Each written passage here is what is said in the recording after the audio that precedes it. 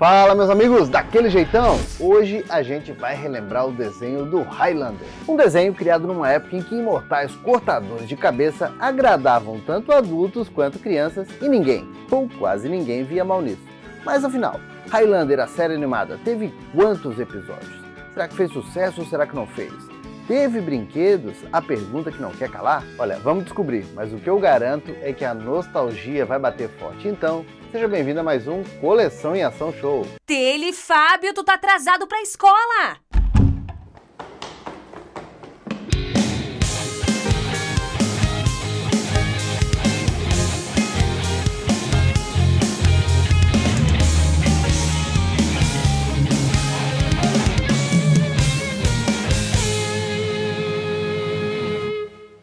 Olha, e quem acompanha os vídeos aqui do canal ou simplesmente gosta dos anos 80 e dos anos 90, sabe que era muito comum franquias criadas para o público adulto se tornarem queridinhas da criançada daquela época. E por isso mesmo, invariavelmente acabavam se tornando desenhos animados, jogos eletrônicos e até mesmo linhas de brinquedos inspiradíssimas. E com Highlander não podia ser diferente, não é verdade? Afinal, o filme Highlander, o Guerreiro Imortal, se tornou um clássico contemporâneo quando foi lançado em 1986, trazendo o ator Christopher Lambert como o imortal Connor MacLeod, na eterna batalha de espadas, onde cabeças rolavam o tempo todo, enfrentando o malvadão Kurgan, vivido de uma maneira assustadora pelo ator Clancy Brown, ainda com o saudoso e grandioso Sean Connery vivendo o carismático imortal Juan Ramírez. E além disso tudo, a trilha sonora da banda Queen deixava a história ainda mais emocionante. Christopher Lambert, encarando altos desafios através dos séculos. Highlander, o Guerreiro Imortal, com Sean Connery, amanhã na sessão da tarde. E com isso, não ia demorar para Highlander se tornar uma franquia. E isso aconteceu com 4 continuações que, apesar de adicionar algo aqui e algo ali, deixaram muito a desejar.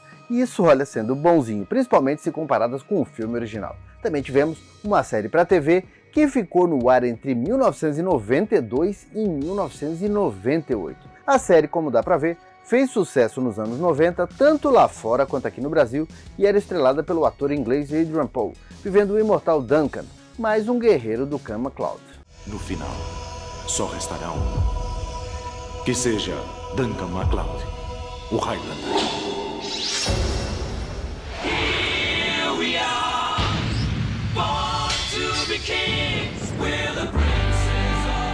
O único problema com isso tudo é que o cânone da franquia ficou uma zona, literalmente uma zona. Cada escritor, cada autor dava sua própria visão, dava uma pitada aqui, uma pitada ali para os Highlanders e a coisa foi ficando complicada e vou dizer, até o mais ferrenho dos fãs tinha dificuldade para saber o que era e o que não era, onde estava cada realidade. Fora isso tudo, ao longo das décadas foram lançados diversos livros com histórias fechadas, várias revistas em quadrinhos e até mesmo um longa animado versão anime com a história do imortal Colin, mais um dos MacLeod.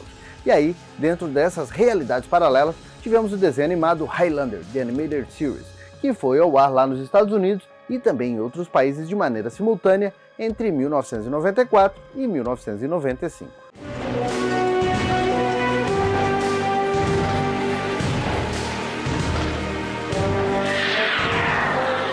O desenho se passa no futuro distante do século 27, numa terra pós-apocalíptica, no melhor estilo Thunderball Bárbaro, quando um meteoro quase que acabou com a humanidade toda. E aí, depois desse quase fim, os imortais decidem parar de lutar, né? Aquela eterna batalha para ver quem seria o último e se tornam uma sociedade chamada Jetitors. Bom, quer dizer, quase todo mundo, já que o imortal Cortan se nega ao juramento e, sem ninguém para enfrentar, começa uma tirania contra o resto da raça humana. Aliás, o vilão, apesar de ter outro nome, é claramente inspirado no Kurgan, o psicopata imortal do primeiro filme. E aí, os séculos passam e a criançada da época que pôde conferir o desenho é apresentada por protagonista da série. No caso, o jovem Quentin, do clã Dundee, que logo depois de uma primeira batalha contra a galera do mal, descobre de um jeito bem ruim que ele é o último dos MacLeods, e claro, um imortal. E aí o jovem Highlander é recrutado pelo imortal Don Marino Ramírez, que apesar de ter um nome um pouco diferente da versão do cinema, é claramente inspirado no Ramírez do Sean Connery. Mas eu podia ter aprendido tanto com Mangus. Ele ensinou a você a lição mais importante, McCloud. Uma verdade simples. Quem também se junta à aventura é a irmãzinha do Quentin, a pequena Clyde, e ainda Galha, uma mascote esquisita e engraçadinha, como todo desenho daquela época tinha que ter. E além de ter um bumerangue de batalha, Quentin recebe de Ramirez a espada que pertenceu ao Connor, o mais famoso dos McClouds, e que chega a aparecer como uma lembrança durante o 5º episódio, só para mostrar como o herói dos filmes foi morto pelo vilão Cortan, tentando impedir que ele se tornasse um tirano.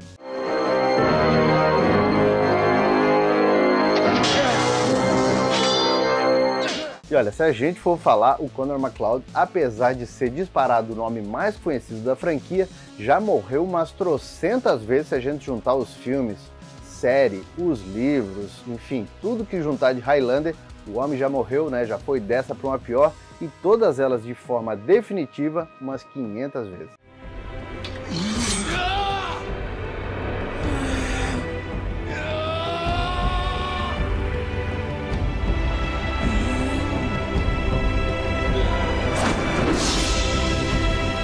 Mas agora eu quero saber o seguinte, tá curtindo a história desse desenho imortal? Tá, né? Então deixa aquele like felpudo e bora compartilhar com aquele seu amigo ou aquela sua amiga que gosta de Highlander, que tal? Isso, minha criança, é o que eu farei. Bom, e além dos imortais heróis e vilões, como um bom desenho que se preze, também temos a galera do mal para dar o suporte pro tirano Cortan. Arak é o major dos caçadores, o exército do Cortan e o responsável maior pela morte da mãe do Quentin McCloud. Já Malone é o bobo da corte e mestre de armas e também um dos servos mais leais do vilão. O senhor chamou, meu amo? O quê? Ah, é você, Malone. Prepare minha armadura. Já nas fileiras mais altas dos caçadores, o desenho ainda apresenta Gort, mais ou menos na mesma escala de poder que o Arak, e ainda Asclepius e Valka, burocratas e cientistas responsáveis pelas mentes pensantes do exército de caçadores. Olha, a animação, apesar de ter como foco principal o público norte-americano, obviamente, foi produzida pela produtora francesa Gaumont Film Company e ainda teve uma mãozinha dos canadenses no processo. E com um sucesso relativo, esse desenho teve 2 temporadas com um total de 40 episódios. E apesar de uma história aqui e outra ali ser bem bobinha, a Gaumont mandou muito bem, principalmente no enredo, já que olha, a tarefa de pegar os imortais do cinema e transportar isso para a criançada não foi nem um pouco fácil. Dá para imaginar, afinal de contas, criar algo infantil que era baseado em uma franquia onde a espinha dorsal era ver o pau torando entre guerreiros com o objetivo principal de arrancar a cabeça um do outro, já que só assim para matar um imortal, e como um dos objetivos do vilão Cortan é caçar os Jetators, vários aparecem ao longo dos episódios, quase sempre morrendo pelas mãos do malvadão, que absorvia a especialidade de cada um que perdia a cabeça.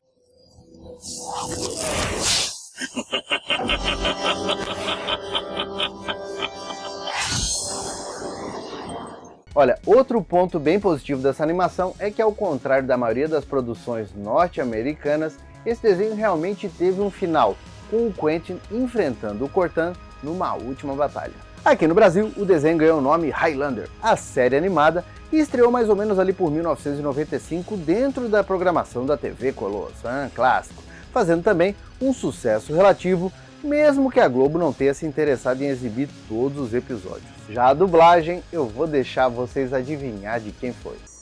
Versão brasileira... Herbert Richards. Cinevídeo. E se você falou Herbert Richards, se enganou. Aqui no Brasil, as vozes nacionais ficaram na conta do estúdio carioca Cinevídeo, sendo que o herói Quentin McCloud ganhou a voz do Marco Antônio Costa, enquanto o grande Luiz Feyer Mota dublou o Dom Ramírez. Já o Arak ganhou uma versão brasileira com o Carlos Seidio e o bobo da corte Malone ficou com a voz inconfundível do grande Clécio Soto. E entre tantas vozes incríveis, a cereja do bolo foi o nosso inesquecível Isaac Bardavid, né? O homem, a lenha do mito, como o vilão Cortan. É claro que não. Você é o Highlander. Então venha lutar como um. Não, agora não. O desenho ainda ganhou um lançamento em VHS aqui no Brasil, primeiro pela Europa Home Video, depois uma promoção dentro da coleção Vídeo Magia do Jornal Paulista e Estadão. As crianças europeias e norte-americanas ainda tiveram a sorte de receber uma coleção de brinquedos tão bonita quanto grande, que foi produzida e lançada pela Primetime Toys, com diversos bonequinhos montarias para os heróis e também para os vilões, e ainda veículos de batalhas incríveis. Além disso, o desenho ainda ganhou um jogo chamado Highlander: The Last of McCloud, que parece ser bem sem vergonha e só foi lançado para o quase esquecível Atari Jaguar CD.